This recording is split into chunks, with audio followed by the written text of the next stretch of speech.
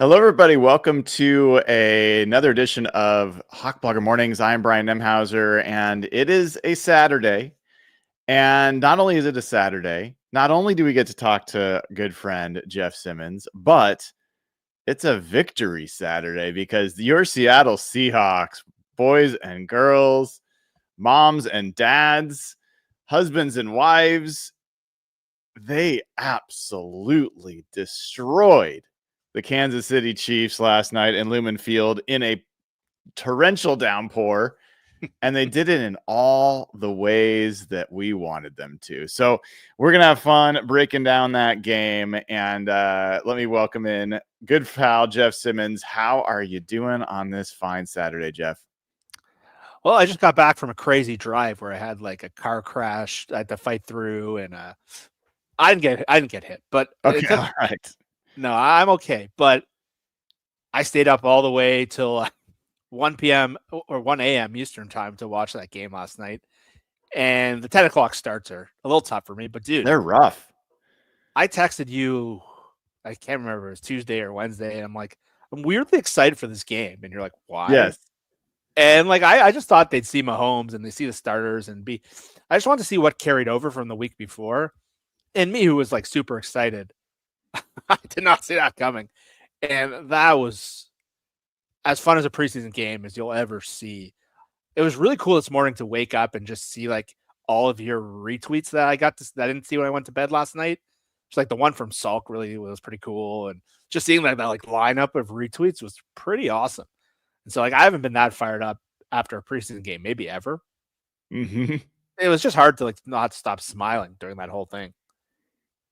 Yeah, there's so many funny and fun aspects of this because, I mean, how many times, Jeff, you and I, Evan, Nathan, Dana, whoever, we're texting and like, oh, we're excited about, like, looking forward to this week. And always the response is, oh, man, you're setting yourself up. Like, that means we're going to get blown out. How many times, whether it's preseason or regular season, can you remember looking forward to a Seahawks game and then actually having them exceed your expectations and be more excited after the game than you were before? There's not many. We've Not usually gotten many. them back, especially last year. Like every time there was like a big moment in the season, they just get like humbled so fast. And like there was that little stretch when like Geno first started going in 2022 where like he looked like an MVP candidate and we all thought he was going to be terrible. And it was just like, well, eventually they went to, I think it was Germany that year. And that's where things fell off a cliff. But there was that little run. But you're not wrong, man. It feels like we've been doing the show for years. And there aren't many moments where we've things have just outperformed our expectations by that level. And yes, the caveat is it's preseason, but you're right. There, I'd have to really reach to find that answer. Well, let's start there because, I mean, the things you're gonna, like, anyone that knows anything about football and anything about the NFL knows that there's a big difference. It's almost a different game, a different sport, preseason football versus NFL. So how do you look at this and what do you take away from it that you feel like is meaningful and not just throwaway? I think you can't not look at the offensive line. What we've seen 2 weeks in a row, how competent they've looked as a unit in terms of run blocking. And sure, they're going to defend you differently. They're going to game plan you. And there's that obvious caveat, like you said. But just the narrative of this team for 10 years and just anyone who's covered this team nationally, which is, I know you were kind of ahead of the curve on, like, they might actually be pretty good up front. I don't think you can just watch these games and just be like, these guys are going to be a disaster this year. And that's a huge deal. Like, we've all been saying, like, we just hope they're average and like they never get average. But I don't think they're going to be averaging 10 yards a carry. Like, they were averaging like 20 yards a carry at one point yesterday if you take out the tush push. And I don't think that's going to translate necessarily. But again, you can see the coaching, you can see the cohesion, you can see just like watching Anthony Bradford play how different he looks. And you couldn't help but notice Gray Zabel last night. Like everyone who watched the game was like, holy crap, Gray Zabel is incredible. So again, I expected a learning curve from Zabel all year. He's looked really good in preseason. I don't know if that will necessarily happen week one, but just the unit as a whole and the running game. And I got some weird Twitter spats last night over other things we'll talk about, but like so much of this offense, like you've said, comes down to the running game. And I thought this whole year, the purpose of this was to build an infrastructure of a functional offense. And to see what they've done in 2 weeks of preseason has stunned me.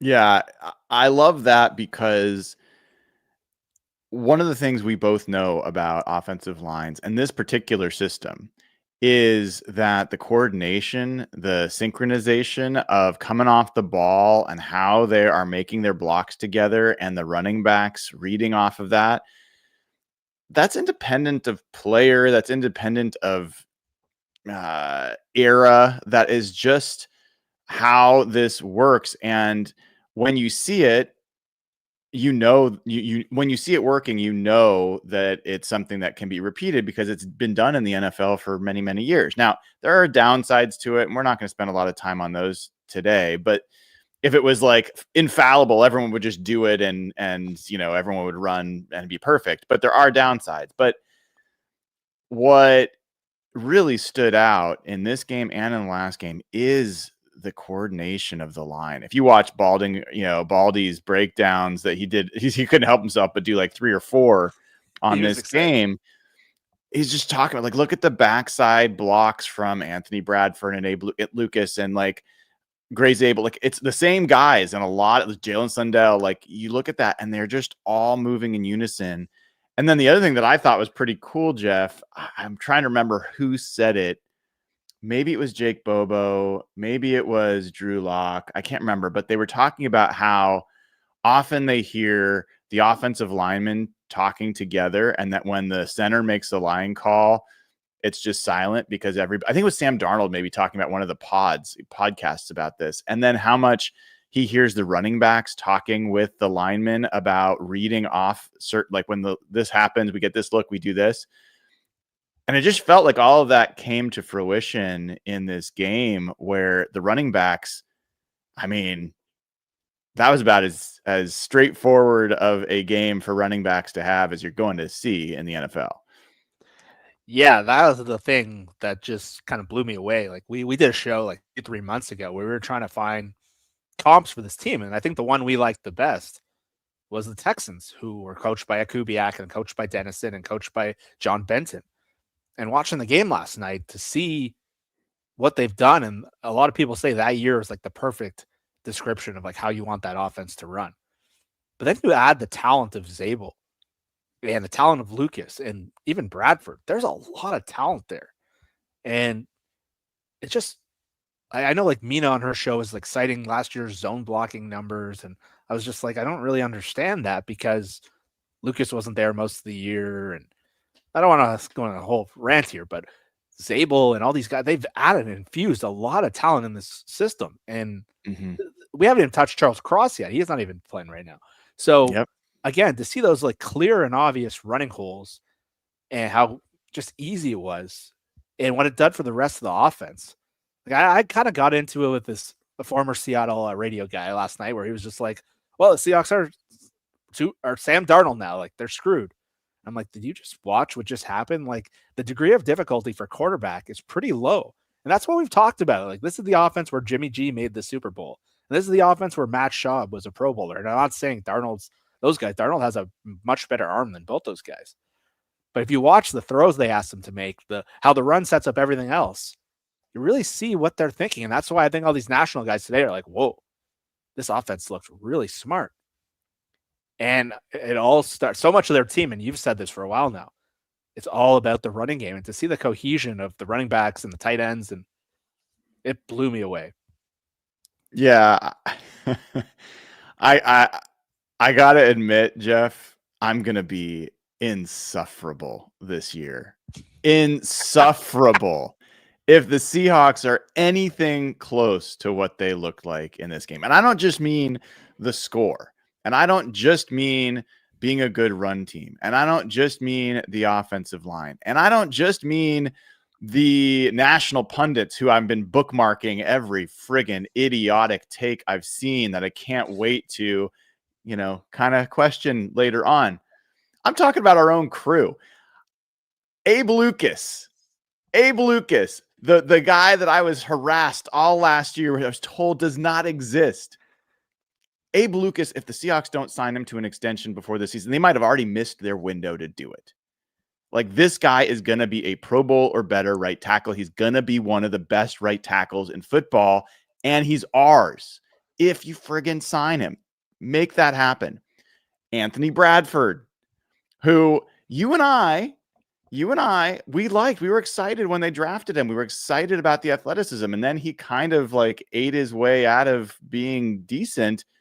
He looks completely different as a player. And when I brought it up, I get nothing but hate in our group. What are you? I was trying in there, yeah. I'm gonna be insufferable. And guess who had the highest PFF grade of anybody on the Seahawks offense? I haven't seen yet. I was just driving. Who was it? 92.9 Anthony Bradford. 92.9. Wow. You listen to that, Evan? You hear me? Yes. So I love it, man. And I love the potential storyline of Jalen Sundell playing next to his college roommate. And boy, oh boy, if you're Olu Oluwatimi, you better heal that back up real fast, dude. Yeah, like one of my fears last night, I texted Evan, or I think I texted our group, was like, I don't want Olu to go back in. Like, I really like how Sundell looks. And maybe I haven't seen Olu in this offense, so maybe I'm shortchanging him, but I just love the athleticism, how he gets to the second level. He is and that's what he was. He's such an athlete. Olu's smart, but he doesn't have that kind of athleticism. And the way the groups looked and the interiors looked last, I don't want to touch this thing right now. And you're right. Olu's got to be watching this being like, did I just get Wally pipped here? Because that interior, if Bradford's the highest PFF guy and Zabel has looked pretty good to start, I thought he looked. And the amount of like offensive line people, like the Mike Golicks and the Schwartzes and all those guys were like, wow, Gray Zabel looks incredible. And still, we've seen like Frank Clark look out of this world in the preseason. And his rookie year was pretty much a wash. So again, obviously caveat, but yeah, it's hard. There's two parts of my brain. There's like one that's so excited and the other one that just wants to dunk on everyone. Because I was kind of in the camp where I think this coaching staff will help this offense. Now, I thought Haynes would probably be a right guard over Bradford. That looks like a massive L for me. And I was certainly cringing when you said Bradford might be good in the system. But there's a lot of people like I've been just thinking about, and this is the spite side of me. I'm a spiteful person, I'll admit it, that just wants to, like, everyone just assumed the offensive line would suck and didn't account for the coaching, didn't account for the scheme. And some people graded Gray Zabel like a C- draft pick. And he already, like, I can't remember a Seahawks first round pick that has gone through camp, just inserted into the starting lineup. There's not a bad word said about them. It's pretty wild how well he's coming from an FCS school. So some of the other FCS guys really had a slower transition. We'll see what that's like. But my God, it's taking everything. To see Ben Solak come out this morning and praise the Seahawks offense, I just got like angry. Like, I was red in the face seeing that. Let's have some fun with that. Let's have some fun. Let's read a few of these tweets from the folks that are on the record of being, anti-Seattle and what they did this season. We've got Dan Orlovsky, who I know you love, saying, really, really, really liked what I saw at a Clint Kubiak and the Seahawks offense. Completion plays, misdirections, different ways to get to basic concepts, snap cadence adjustments, a complete offense. Ben Solak quote tweets that. Strongly agree. Still got to be worried about Seattle getting outgunned from a personnel perspective, but Kubiak's really good at getting to the, quote, greatest hits in a variety of ways. They're going to be a headache to game plan against no matter what. You hear that? You hear what he's doing there? Just admit you were wrong, dude. Like, just like trying to use your own platform to make yourself look smart when you were just hammering their off season. I got so mad seeing that, even though like he's not wrong that like, yeah, if they go into pure drop back, it might get ugly. But the amount of time he spent just like on the receiver switch and the quarterback and their offensive line still sucks and they don't have a run game. And then the first time they show up, all of a sudden he's like, I don't know. That really rubbed me the wrong way. I got really angry when I think Derek sent that in our chat today. Well, and I'm sure you saw, I wrote after the Seahawks dominant first drive, which you honestly can't script a better looking first drive than that. It looked, I mean, it was gorgeous. And I was like, I've been told that Sam Darnold and the Seahawks offense and their offensive line is terrible. What did I just see? And Steven Ruiz, a noted Geno lover and critic of this offseason, is like, quote tweeted, is like, well, you just saw a preseason drive. And I'm like, okay, buddy, like, keep that energy once the season starts. Because look, we're putting it out there. Like, we understand that this might not translate. Like, this might very likely, like, it's often you get into the first game of the season, it's like you hit a brick wall on offense and it's super ugly and things don't go well. But I do trust, Jeff, that we're seeing directionally where this group is going. And I think there's going to be a lot of folks looking like absolute idiots. And I don't think it's going to be us. No, and look, there's the obviously caveat. You're like playing Steve Spagnuolo, who's like the most creative mind, and he's playing vanilla without Chris Jones. But you've now seen the Seahawks play the Raiders starters and the Chiefs, I think 8 of 11 starters, and look pretty dominant. And again, before the preseason, I tweeted that the one drive we saw from Ryan Grubb's offense last year in the preseason looked incredible. And we remember how that went. Everyone's kind of taking swipes at Grubb every time we talk Seahawks now. But I think what excites me more is kind of what I said at the beginning. Like big picture wise, you can just see something's building. Again, I don't know if it's going to take the whole year. I don't know if it's going to take 8 weeks, but you can't just watch that and all of a sudden assume the offensive line is just going to become a disaster again. And maybe there's an injury that causes it, but again, you can just see the groundwork. You can see the seeds planted. And that was the thing we were frankly excited about. And so it's so hard not to like start thinking about dunking on people. And the Ruiz tweet is just like, you really have to just hold on to the Geno thing that bad? Like it was hard not to write some of those ringer guys last night. I'm not going to lie, but there's not a lot of situations where an offensive line looks this good and then goes and becomes a disaster again. Mm-hmm. And you can see like a middle ground where they're just okay this year. Like they played some of the really good fronts to start the year. They play the Steelers. We'll see how that looks, but like there's no way you can't see the progress, see how well the groups you working together. And the thing we liked about it is Dennison and Benton, they're experts at coaching this scheme. They've been with Kubiak and Shanahan for 20 years. And we saw it with the Saints. A lot of guys had career years before they had that rash of injuries. And that's the thing I was most optimistic about transferring. I thought that these guys can teach the system. And it looks remarkably different to anything we've seen, really. Like Salk said, since he's been here in Seattle, but like really since the early Tom Cable years. Yeah, and I think one of the other aspects, and we talked about this as the first game, but to me it just keeps coming up, is not just that the offensive line looks like they're playing in unison, but why is that happening? Yes, I think the personnel has improved. Abe Lucas is healthy, and Gray Zabel wasn't there before, and Jalen Sundell. Like, there's a bunch of stuff that's meaningful and different. But the coaching seems so clearly elevated, man. Like, so blatantly elevated from where it was last year, whether it's the offensive line, but also the play calling. Honestly, when have the Seahawks ever had a good play caller? I'm not even saying offensive coordinator, because I think Schottenheimer was a pretty good OC overall. But a good play caller where you're like, whoa, I think it's Holmgren. It's like the last good play caller. I was literally thinking that this morning when I was going through your list of retweets and I saw Mike Salk's tweet saying that was his favorite called game since he's been in Seattle. I don't know what year that was, but so I'm like trying to think back to a game. Yeah, there were some really cool Russell Wilson moments and like the Let Russ Cook year and some of the other years.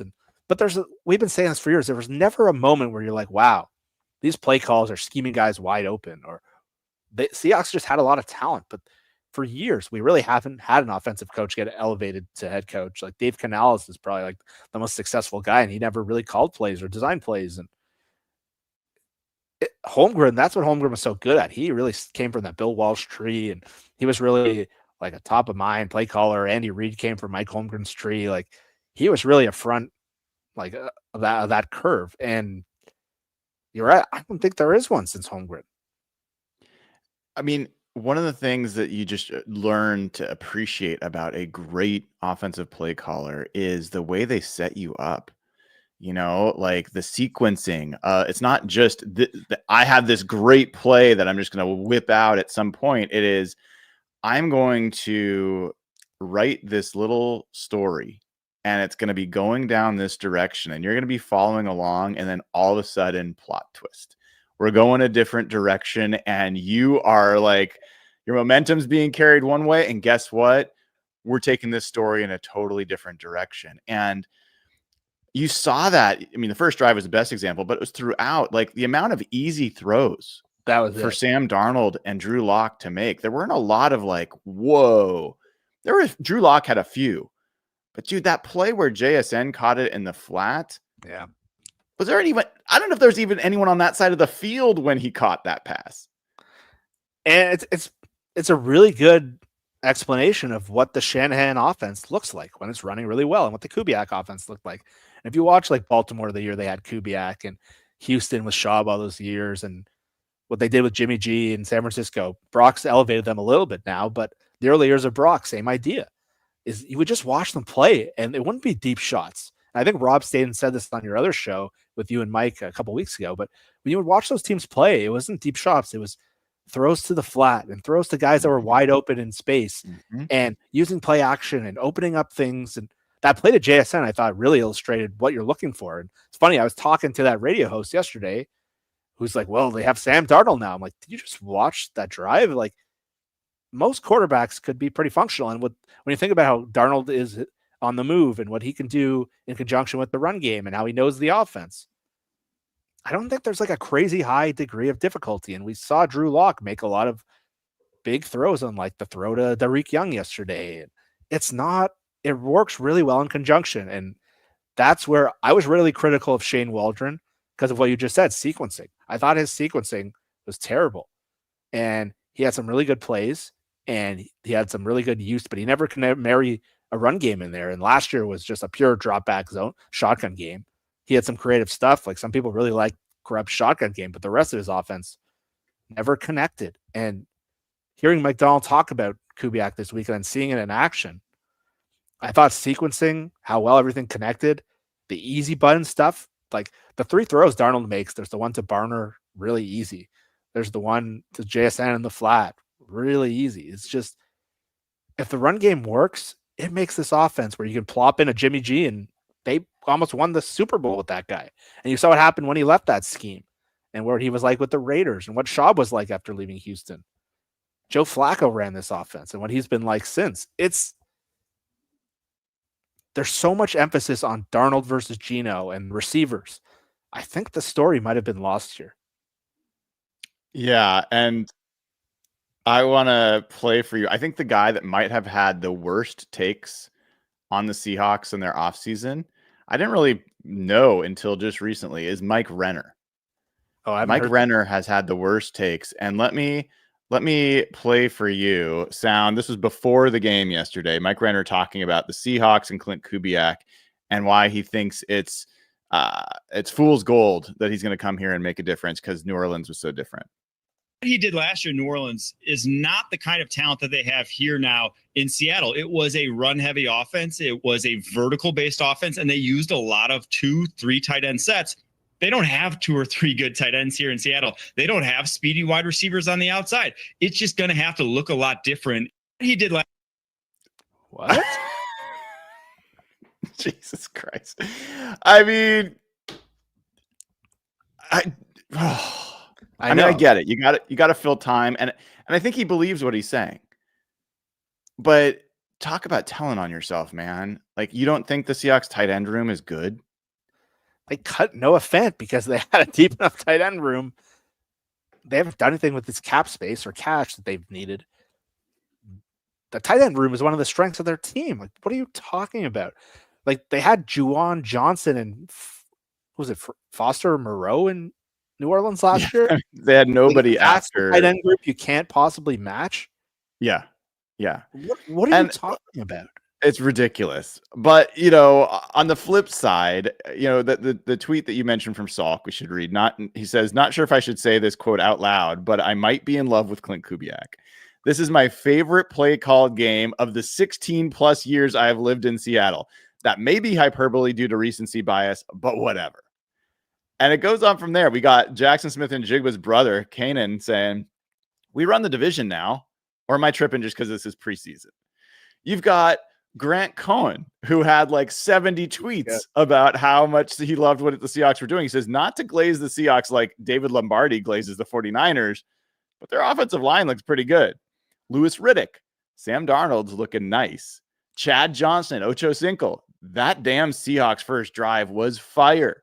Mark Schlereth, the Seahawks are whooping that ass. And even our very own C-Mike spin move, who's not the most effusive, like gets over his skis kind of guy, says, preseason is not the exercise from which to call shots, but the offensive line might be a top 10 run blocking unit for actual. I thought Salk represented a way a lot of people were thinking. Just like, you couldn't watch that and not just be giddy. Like, I don't know how he said it. I thought he said it perfectly. And then the part of the brain that the smart, like the cautious part of your brain, I thought C-Mike was really good. I thought that was a perfect representative of the cautious approach. Like, okay, we're seeing something here. We don't want to get too excited, but it looks real. I thought those two tweets really illustrated both parts of most people's brains.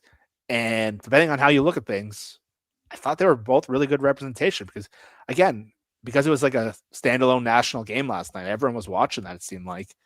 And there's the amount of buzz of people who were excited about what they were watching. It was hard not to be. Like, the offense just, you saw Orlovsky, he's such like a Matt Stafford guy. I can't listen to him talk half the time, but he does a very good analysis on that show, and he is good. But you just see like the volume of tweets and what they're talking about, and we're all coming to the same conclusions, right? Yeah. Even I kind of love this, Jeff. 49ers guys that cover the 49ers. I got this from Chase Sr.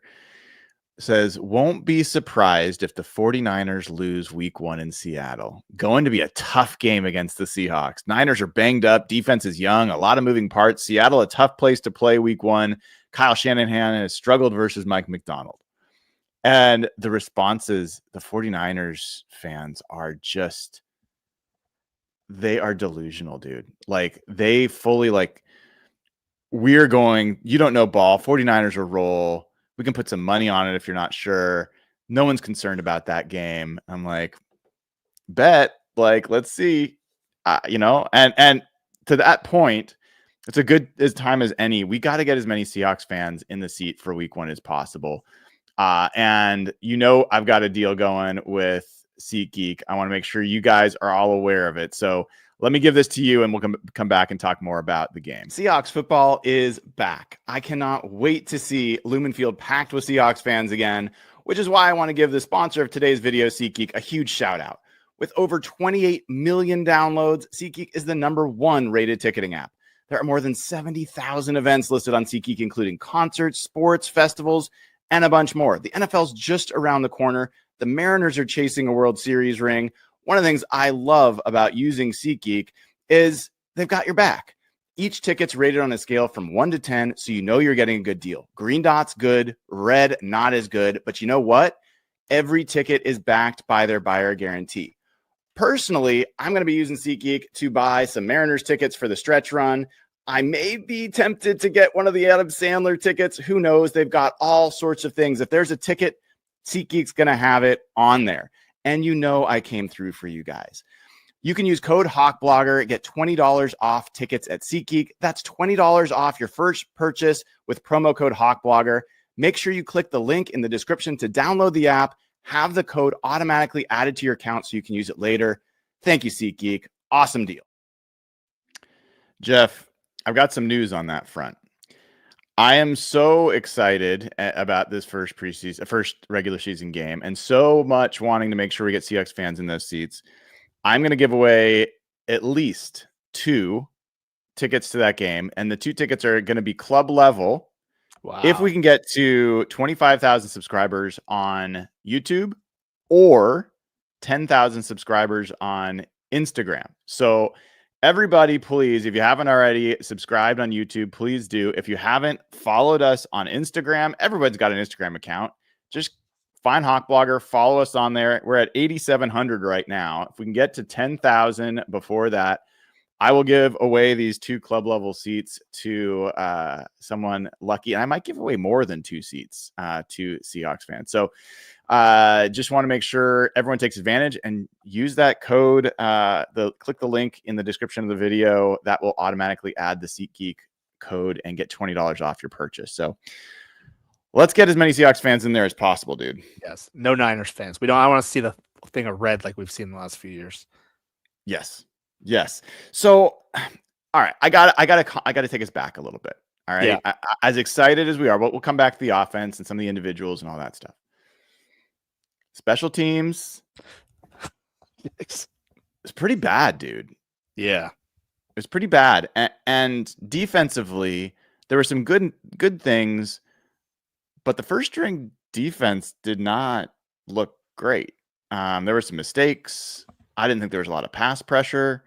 Byron Murphy ended up, I was surprised he had 2 pressures and 6 pass rush snaps. I didn't really notice him. I was watching him. I didn't see him making a lot of big plays. I didn't see anything edge pressure from Mafe or Hall. What did you think about the defense and the special teams? So the defense, you're missing Leonard Williams, Jaron Reed, and DeMarcus Lawrence. That's 3/4 of your big base defense, and was not surprised to see them have some issues there because the backups are just a pretty big drop off, and Murphy alone kind of needs those guys. They all work in conjunction together. But yeah, I still think the big lingering question with this defense still is going to come up, and can they get enough pressure? Can they rush the quarterback? They still don't have Nwosu. They still haven't filled that spot that Brady Henderson's been alluding to that's going to happen. And Boye Mafe had a couple good rushes, but overall, you're still not seeing enough disruption. And they ran pretty vanilla stuff. They weren't doing anything too creative this week. But without that front and without pressure, it was kind of easy for Gardner Minshew to sit back. And yeah, the coverage eventually took over. And Ernest Jones hasn't been in camp a lot. So they didn't look like a dominant defense. They didn't look close to it. But again, you never know what to see in the preseason because they're not showing much. Kansas City's a pretty good defense historically. We saw how they looked defensively. I don't know how much to really take away from that. It's the second week in a row where I really haven't been focused on the defense. We saw one series with the starters. They had the 4th down stop, which was cool. Everyone seems to be tweeting about their energy. I don't know if I didn't take that away from the screen. Like I saw Louis Riddick and Sherman talking about that and someone else. And I didn't get that impression watching the game, but maybe they know they're defensive players. It just looked like a preseason defense to me, which is not very interesting. Couple guys flash. Still a little worried about their pass rush. Yeah, I struggle with that a little bit, Jeff, because I don't know if we can, on one hand, say, hey, there's some things we can probably take away from the offense being great, but we can't really take the same things away from the defense not being great. And I agree with you. I mean, there's some pretty meaningful players that weren't playing, and that matters. Leonard Williams is the best player on that defense for sure, and DeMarcus Lawrence, I think, is going to be a really key part of how they play defense. But a lot of the things I was seeing were coverage-related issues. There were guys pretty open. 3rd down, there was a communication issue on one, but there was a number of 3rd down conversions. And I'm not sitting here raising the panic. I'm not panicking about the defense, but it wasn't great.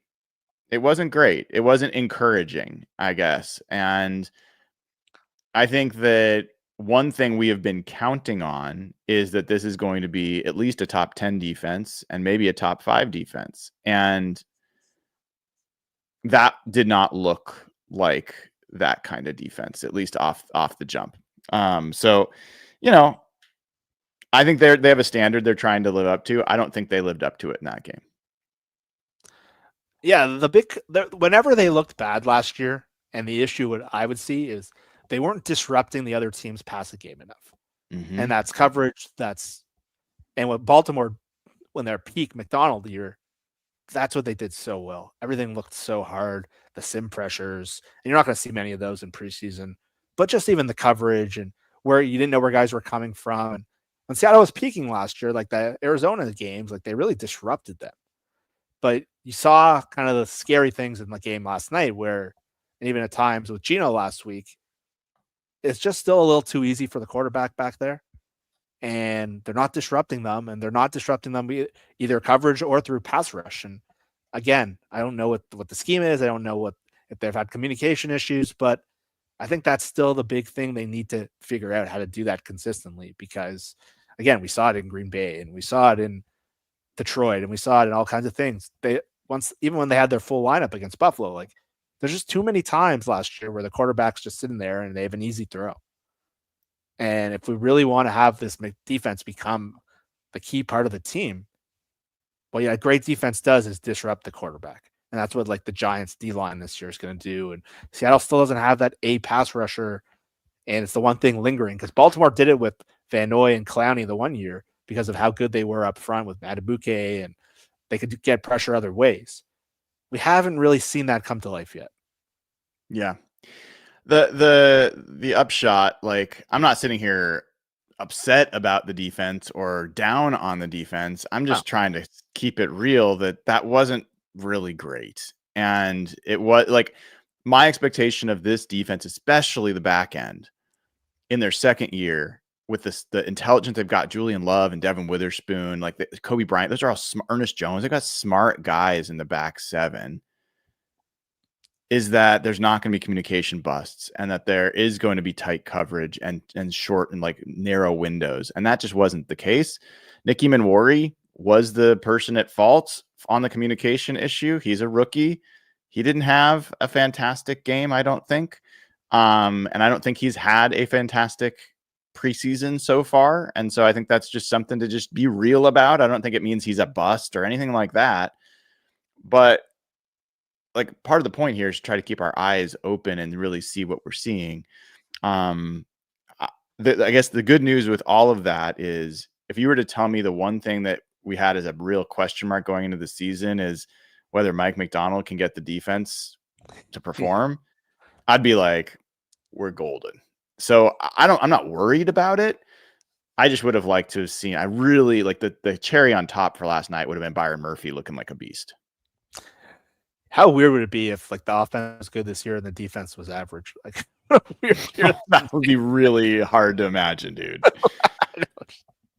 Yeah, that would be really funny. And special teams, like I don't want to spend a ton of time on special teams, but I don't know about you. I don't know how it looked on TV, but every single return, not just the ones that broke, but every single return looked like it was one arm away from going the distance. And I don't think that's a personnel thing, man. Like, I feel like that is a coaching and scheme thing for that to be consistently, basically, they're so spread out. And like, I don't know, man, it looked like a really poor coverage plan on the kicks. Yeah, like the fact that they had a Jason Myers tackle away from giving up 2 return touchdowns in one preseason game, it's a pretty big red flag. And coming off last year where there was a lot of Seahawks fans who thought Harbaugh shouldn't have been brought back and the special teams was unacceptable. And we were used to with Pete Carroll, they really valued special teams coverage, and they've had some pretty good special teams coaches, and it looked really clean. They didn't really have ever a lot of issues that way. We've heard McDonald talk on a couple of radio interviews, and he clearly has a long, like he was saying though, like when he first started interning in the league, I think his boss was Harbaugh, the little Harbaugh. And so him and Jay go way back. They were in Michigan together. And he's got to make sure their side of the ball is pulling their weight because, yeah, special teams impacts start field position, defense.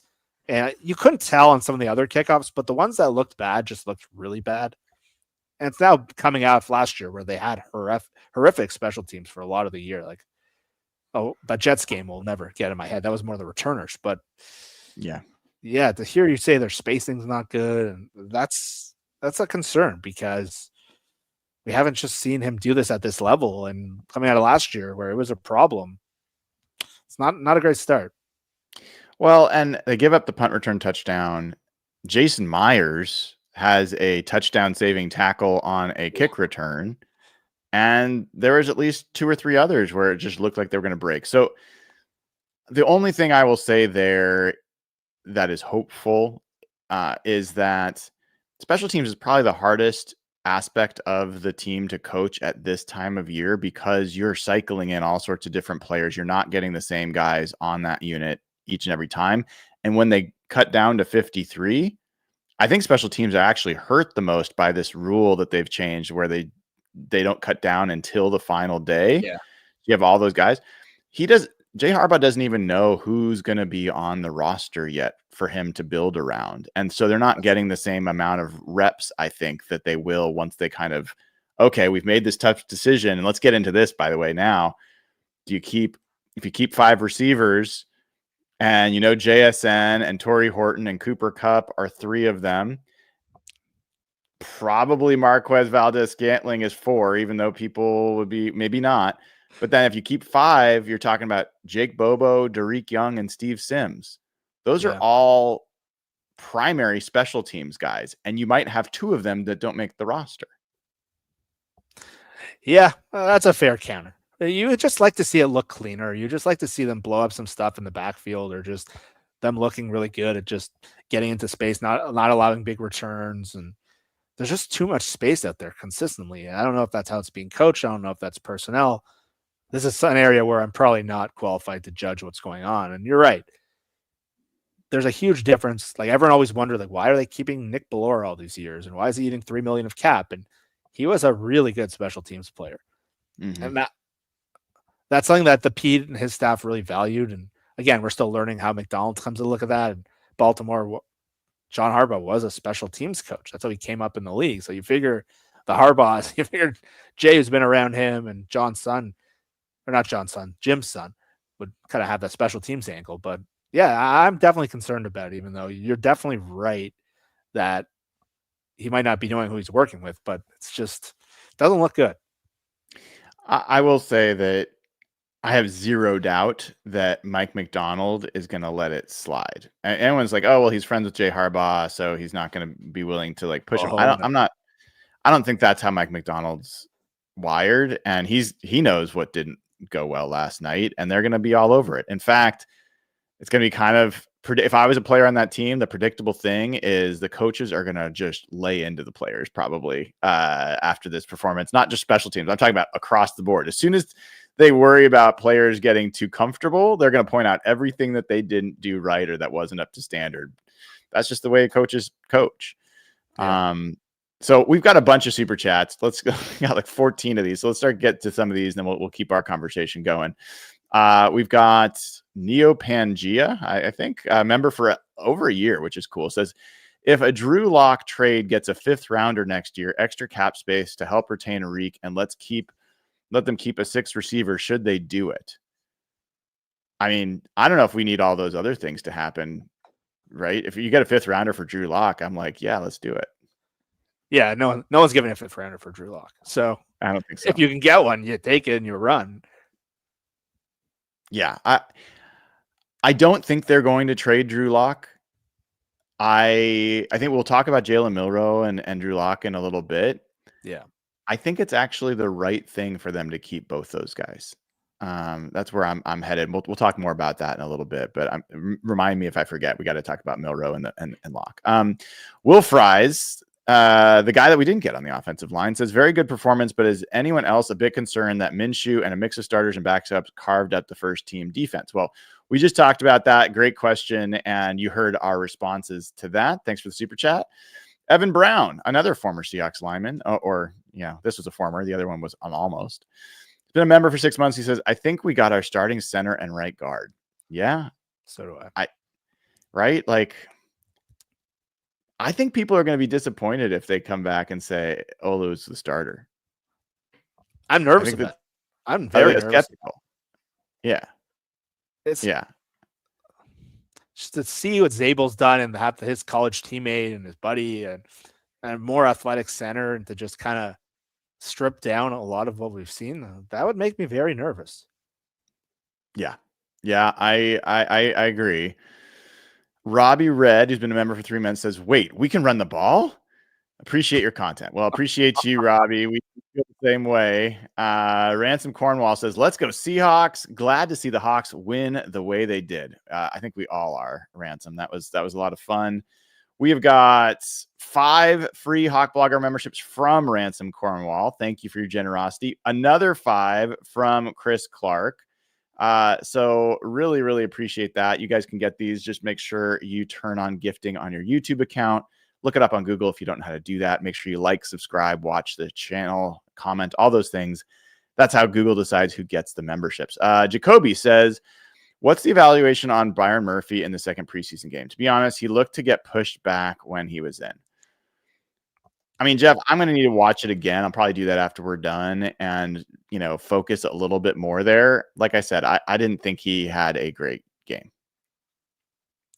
It's hard for me to tell. I'll be honest. I wasn't really that focused on him when on the TV copy. You typically need like the coach's copy to really see how those guys played.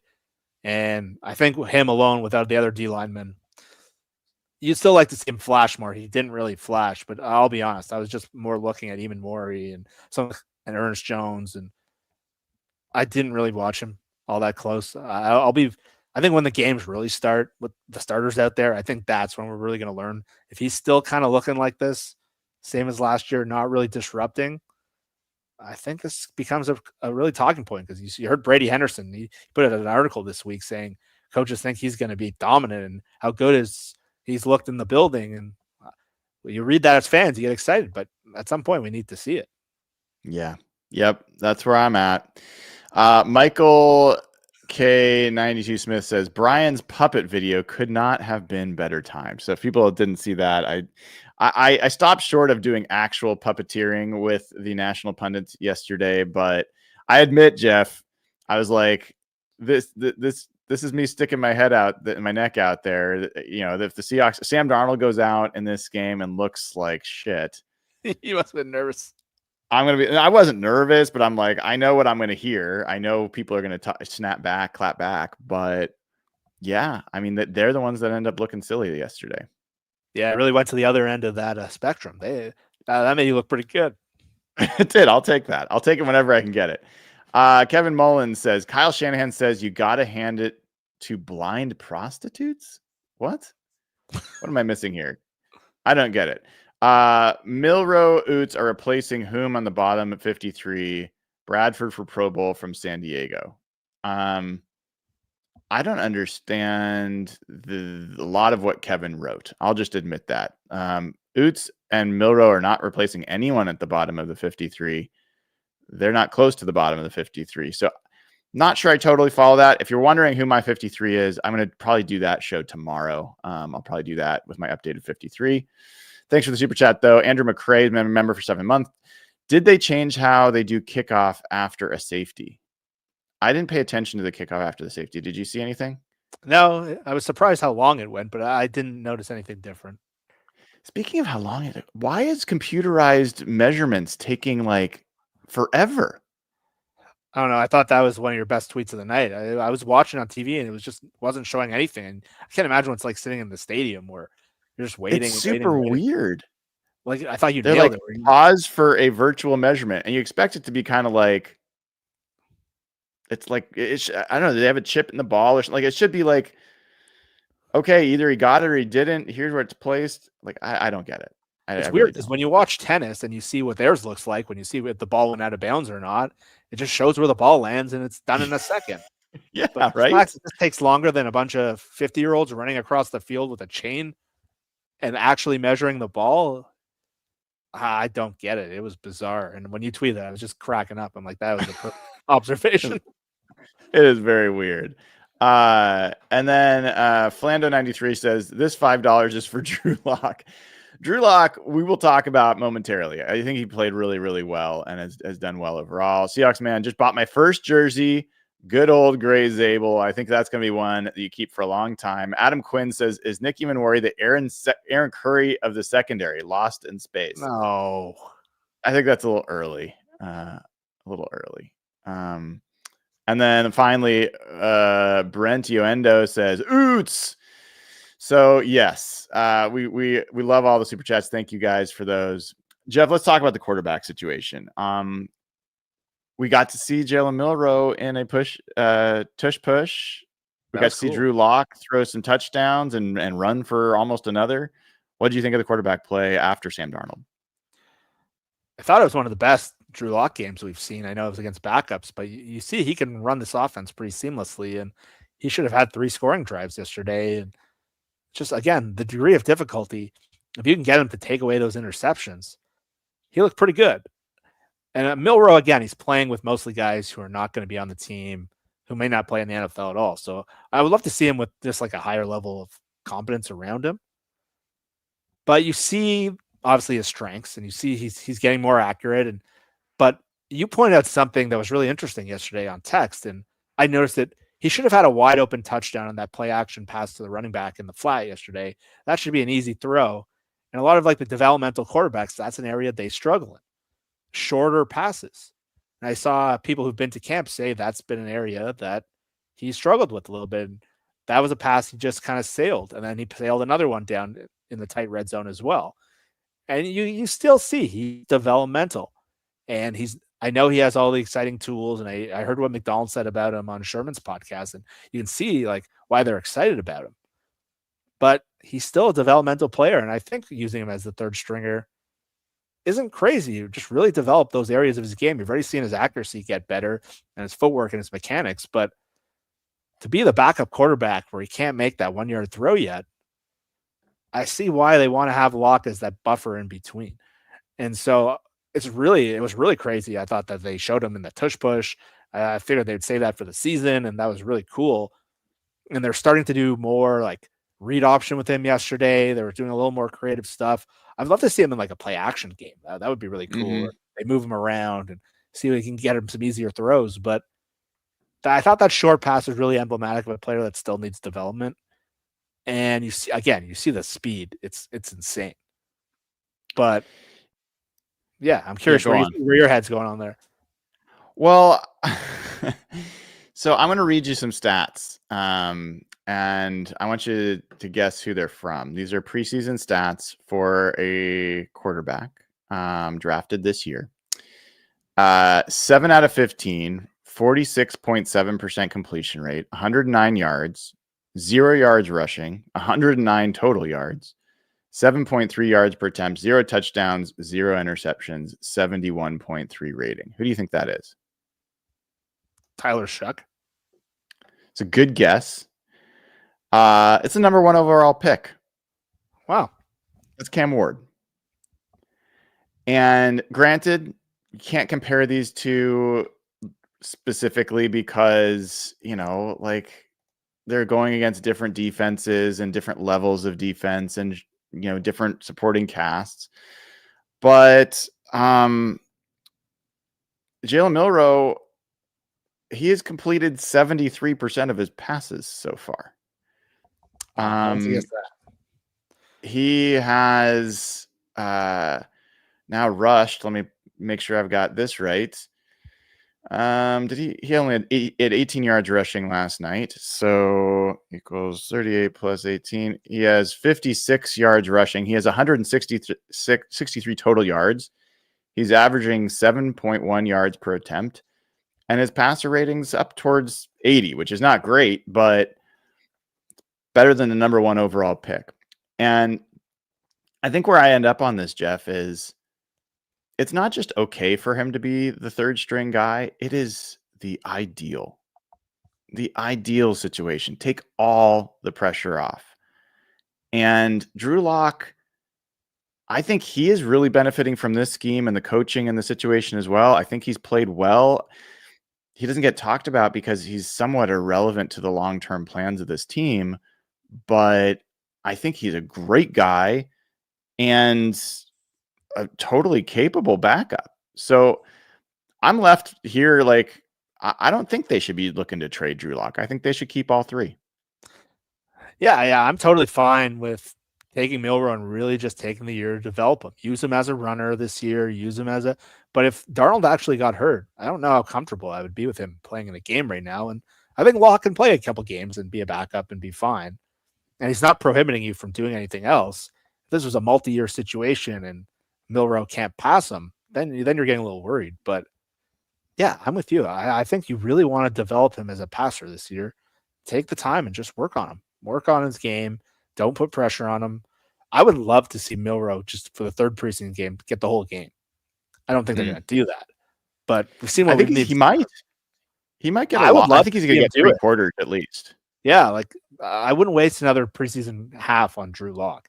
Like some people are really bothered that he's eating into Milroe's snaps, but I kind of see the vision of why they have all three. I think it makes sense. And there's some people that have taken this, I think, the wrong way about, like, I've been very positive about what I've seen from Jalen Milroe and that, he's going to be the talk of preseason. And he's fallen short of that. I'm fine admitting that. I mean, like, I don't feel exposed by that at all. He hasn't shown yet in the games what he's shown in practice. That's fine. Like, it doesn't mean he hasn't done what he's done in practice, but what he has shown in games, Jeff, is other than that short pass, he's been pretty accurate. Like, accuracy was a question mark. He made some nice throws again last night, and he's made throws on the move, and he's gone through progressions. So I still see all the positive signs. What I've seen that's different in the games is his clock is sped up a little bit. He is deciding to scramble faster. Really early. Yeah. Like young player things. He's not doing that in practice. So I think give him time to develop, and I think you're going to have potentially the best quarterback of this class. Yeah, like, look, he's not playing with a lot of very intriguing receivers. Like Tyrone Broden's probably the relationship he seemed to connect with the best, and I don't think anyone's considering him for a roster spot. I'd love to see him kind of with the Derek Young unit and how those guys would do. But that was the thing I noticed last night. There was like a drop back where it was 3rd and long, and he tried to scramble, and he just made the decision way too early and got like 6 yards. And it's one of those plays like you've seen like Malik Willis make, and he got forced into play a lot earlier than he should have. It took him to getting to trade to Green Bay before we've actually seen him develop. And it just looked like a young guy, but I thought it would look way more erratic. And it really hasn't. It's been pretty like under control. His passing's been fine. It's just a couple quick decisions, and you're not seeing him really be unleashed yet, but he just looks like a developmental player to me. And I thought it would be way more out of control. And we've seen a lot of guys that look out of control just with their passing. And like when you saw like even CJ Stroud play in preseason, it looked a little rickety, and he hasn't been dominant. But you see his running tool is still unbelievable. He just has to figure out. That's why I would love to see him on some play action plays and get him on the move and get him with those boots. It'd be really fun to see him just with a higher quality of talent around him. I will just say this. I was thrilled. Maybe that's the wrong word, but I was very excited to see Jalen Milroe come out in the tush push situation. Not because it was like some amazing play, but because all I've seen them do so far has been these read options with him. And I'm like, that's not enough. Like, this guy's a weapon.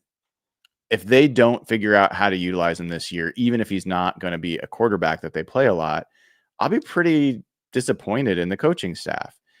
And I give Mike McDonald a ton of credit. Like, he said this week when I asked him about it, he's like, we don't do vanilla in preseason. I asked him about it again last night. Like, why don't you do vanilla? And he's like, that's just not who we are. We have a kind of a recipe book that we go through, but they want to practice what they are going to play during the season. They don't do all of it, but they do some of it. And just to know, Jeff, that they're going to actually like be creative with Jalen Milroe, that's a big deal, dude. Like, that could be the difference in some games on short yardage, red zone, whatever. I thought it was interesting on that play. If you notice, Sam Darnold was in the game. Sam Darnold was like behind it. So they might play them together at some point. What is that going to look like? I would love to see it in the red zone too, in like the deep red zone to like 4th and 1, or like they've had a couple 4th and 1s this preseason where they've just rolled the guy out. They've put them on the run. And then last night they covered that one near the end zone with Locke pretty well, and it was just dead. And I'd like to see them do some cooler stuff with Milroe in those situations where you could do like a play action boot and run to the outside, or like you're saying, be bigger than the read option basic stuff. I think you can do some really cool stuff with Milroe and short yardage. Well, and we talked initially about Clint Kubiak and Taysom Hill, and Mike McDonald's been really clear to say, like, Jalen Milroe's not Taysom Hill. He's a quarterback. He's going to play quarterback. He's not going to be a fullback or a tight end or the other things that Taysom Hill does. That's fine. But the thing that doesn't go away is Clint Kubiak has experience coaching a player with those kinds of like multiple skill sets. And so his mind's already been in that world. That can only help when he's, now figuring out what to do with a guy that's twice as fast as Hill and also a better passer than Hill. I think that opens up the door to a lot of interesting things. So I liked that. What else, Jeff, as we wrap up here?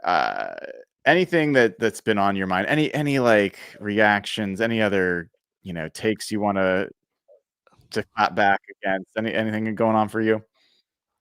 Well, Zach Charbonnet looked pretty good last night. I know that's going to upset some people.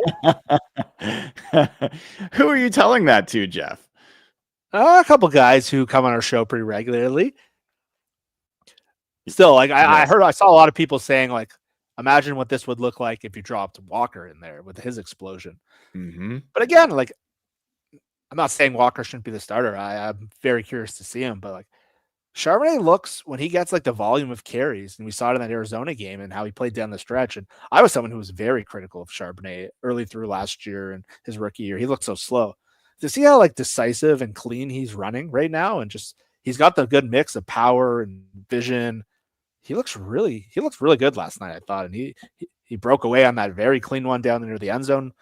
But if Walker has injury issues again, I think they're pretty good with Charbonnet, and I think figuring out how to mix them in is going to be a real interesting challenge, because Charbonnet hasn't looked well as like the change of pace spell guy in the first year and a half. But God, he looked like a really good back last night. He did. And I thought George Holani again looked great. He's averaging like 10 yards a carry, George Holani. I know. And then Damian Martinez looked really good.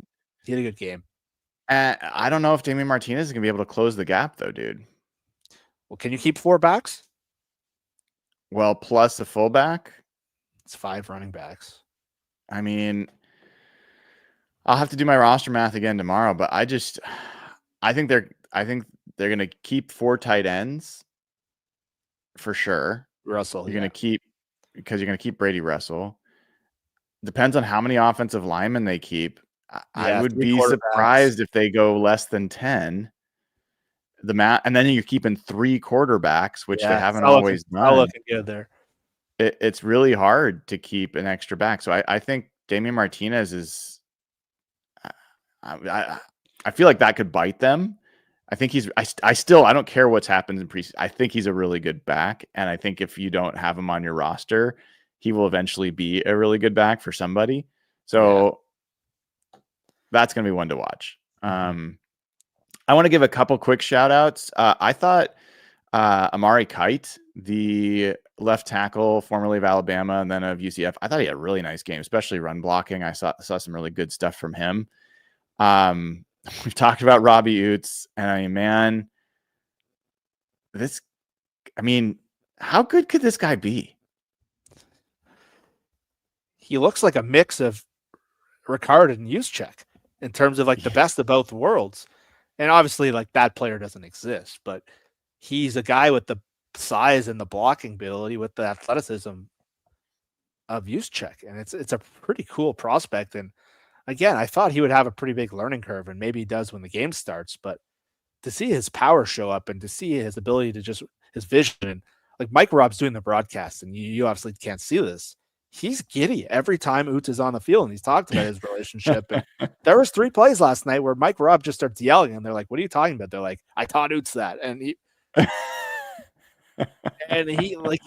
looks like, I thought as a tight end, he's going to take time. It's a really hard thing to learn, and they haven't really had this guy, but he just looks like hand and glove fit, and his size and his speed and his power.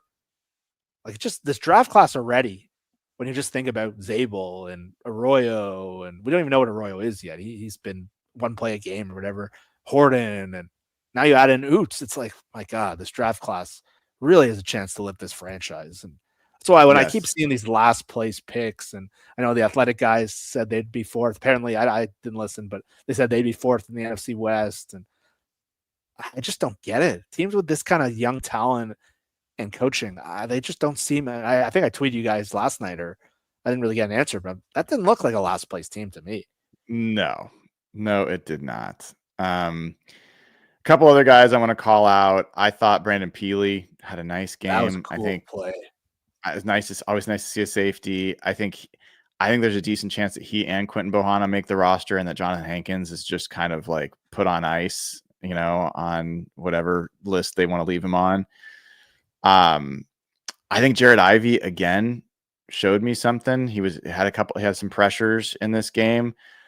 I thought that Patrick O'Connell, one of the questions I have from him is in run fits. I thought he showed up really nicely in run defense. I think he had some other issues, but I thought he did pretty well there.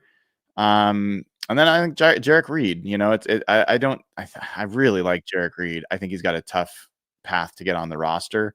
But I thought he had a nice game as well. Any other flowers you want to throw out there? I think Mike Morris had a good game. I think he disrupted the play a couple times. I think he had 2 or 3 pretty good pressures off the edge. I'm trying to think of who. I thought Derek Young obviously had one of his better games. Oh yeah, he's really in a battle to make that roster. And I thought he looked his route running looked way better than I've seen it. There was one just detail of him. I don't know if you could catch this, of how he separated, and they really focused in on it. And he hasn't really shown that. We haven't really seen that. It was a really, really good moment for him. And obviously, like, seeing Bobo do what he did last night, seeing them run a receiver screen right, I was very fired up by that. And obviously, you see the fade route in the end zone to him was really cool. And Horton, that was gorgeous. Fade route too. So I thought Bobo, I thought Young, and I thought Morris had a good game. I think those are all good call outs. And I actually asked Derek about that separation on that play. I didn't know that they focused in on it, but it was noticeable how much separation he created on that break. And he said that's something that he and JSN work on like almost every practice, and got to bring it out in the game. So if you are interested, I had interviews with all the tight ends, pretty much: Arroyo, Barner, Saubert, talked to Derek, talked to Torrey Horton, talked to Ricky White. All that's up on patreon.com/hawkblogger. You can get those locker room interviews. Check them out. Also get access to the Discord channel, and you get verified over on hptix.com. Folks, let's get as many people, Seahawks fans, in seats as possible for that first 49ers game. It is a really big deal for this team to get off on the right foot. And one of the things I'll say, Jeff, in closing here is the buzz is not the same out of the other NFC West teams so far. Yeah. And doesn't mean that they're going to be bad, but the 49ers buzz is not good. The Rams buzz, I mean, they were trying to make a big deal about the Rams having a good practice against the Saints, which is like, okay. The Cardinals may be it wouldn't shock me if this is a Cardinals Seahawks race in the NFC West. Yeah, it's been the vibes of the Rams this week have just been horrible, with that freaking giant hyperbolic chamber showing up at their camp, and McVay is like backtracking on all his comments. And I remember when I was on you with 2 or 3 weeks ago and I said 8 out of 10, I think you looked at me like I was nuts, but I said backs are weird and they're finicky and unpredictable. And it's been, who knows, he might just show up for week 1 and be totally fine, but the vibes have shifted there. Niners, it just feels like every day I'm looking online, there's a new injury. And it just feels like their receiver position, it just feels like they're battered. And there's been some good stories come out of there. And all of a sudden, like, I'm starting to, I listen to a lot of content. And this week, all of a sudden, like, Bill Simmons had Danny Kelly on, and they're going through all these preseason stars, and they're about to wrap up their segment. And I'm like, oh, I thought Danny would bring something up. And Bill's like, like, the NFC West might not be as good as we thought. Like, are the Seahawks good? Like, are they going to win? And all of a sudden, like, you're starting to see some buzz kind of fly. And I think most people were so high on the Rams and the Niners, and we've been kind of wondering why. And I finally we saw Greg Rosenthal put out that tweet this week about Stafford when Mike Sando's list curiously had him as a tier 1 player. And I've seen some other guys question, was he that good last year? And now we don't know if he's going to play in the Niners thing. And Arizona, you haven't really heard much about them so far. I saw like a couple like run blocking things, but it's been pretty quiet out of their camp. Don't know what to think, but yeah, Seattle is still a bit of a sleeping giant there in the odds. And I don't know if the Rams and Niners, that list you sent out this week where they had the Niners as like the top 10 team in like the future power rankings, that was idiotic. That was deranged. Yeah. And so